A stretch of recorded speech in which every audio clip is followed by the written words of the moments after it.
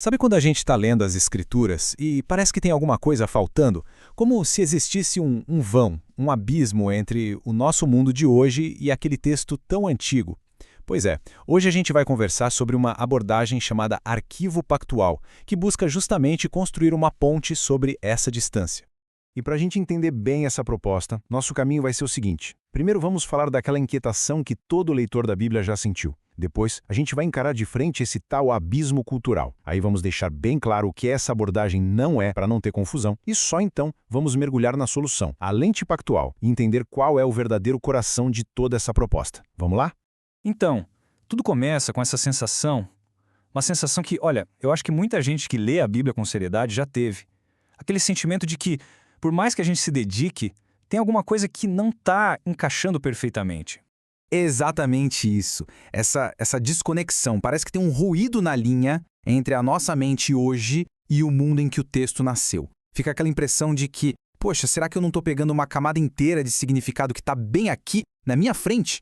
E o centro do problema está bem aqui. De um lado, tem o leitor moderno, a gente, né? Com os nossos filtros, a nossa mente que é mais racionalista, ocidental, muito focada no indivíduo. E do outro lado, um texto que nasceu numa cultura completamente diferente. Uma cultura oriental, hebraica, onde o que importava era o coletivo, as alianças, os pactos, onde o simbólico falava mais alto. É como tentar abrir uma fechadura antiga com uma chave de carro moderna. Simplesmente não funciona.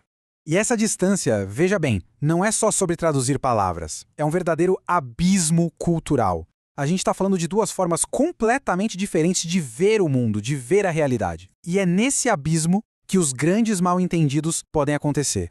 Pensa comigo. Um dicionário te dá o significado de uma palavra. Ok.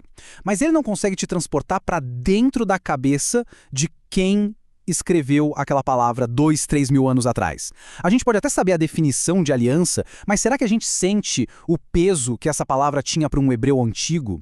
É outra coisa. E a Bíblia inteira opera dentro dessa mentalidade pactual. Para eles, conceitos como promessa, herança, memória, isso não eram só ideias bonitas, eram os tijolos que construíam a história. Uma aliança de Deus com Abraão, por exemplo, não era um simples contrato. Era um evento que definia a identidade e o destino de incontáveis gerações futuras. Certo. Agora, antes da gente continuar e ver como usar essa lente, é fundamental, e eu digo fundamental mesmo, a gente deixar claro o que essa abordagem não se propõe a ser. Só para todo mundo ficar na mesma página. Primeiro de tudo, isso não é um convite para voltar a praticar rituais da antiga aliança. De jeito nenhum. A ideia não é largar o fruto, que é a nova aliança, para ficar só na raiz. A ideia é entender a raiz para valorizar ainda mais o fruto. Outro ponto importante, também não se deve confundir isso com o judaísmo messiânico. O foco aqui é puramente histórico e cultural. É entender o contexto, não adotar uma nova identidade ou prática religiosa. E terceiro, o objetivo jamais é misturar ou relativizar doutrinas cristãs.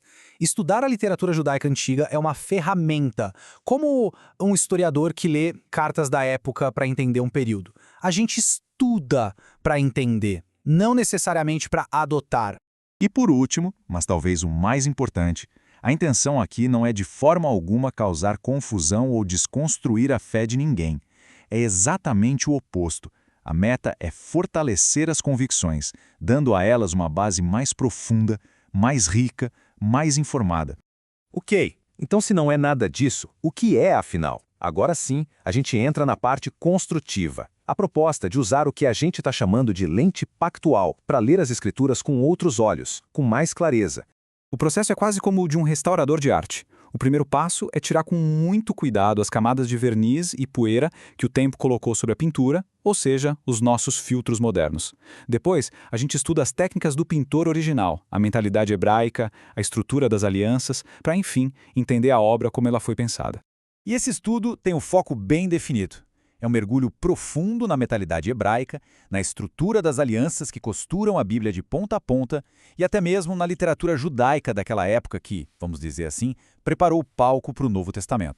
Mas um estudo profundo como esse vem com uma responsabilidade. Por isso, os próprios proponentes do arquivo pactual fazem questão de deixar bem claro para quem esse tipo de abordagem é mais indicado. Esse mergulho de cabeça, digamos assim, é para quem já tem uma base sólida.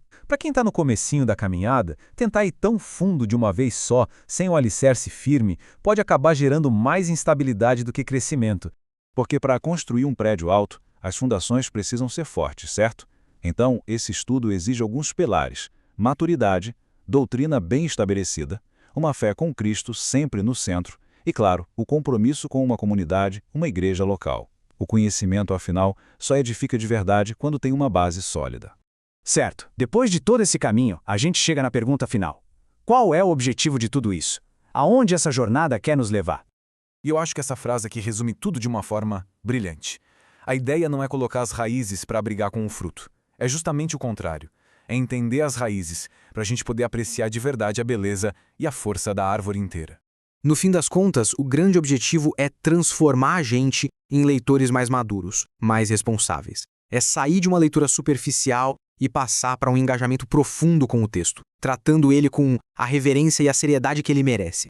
E isso tudo nos deixa com essa pergunta, que eu acho que vale a pena levar para casa. Como é que entender o começo da história pode aprofundar nossa fé no final dela? A proposta é que, ao olharmos para trás com mais clareza, a gente fortalece e muito a nossa esperança naquilo que ainda está por vir.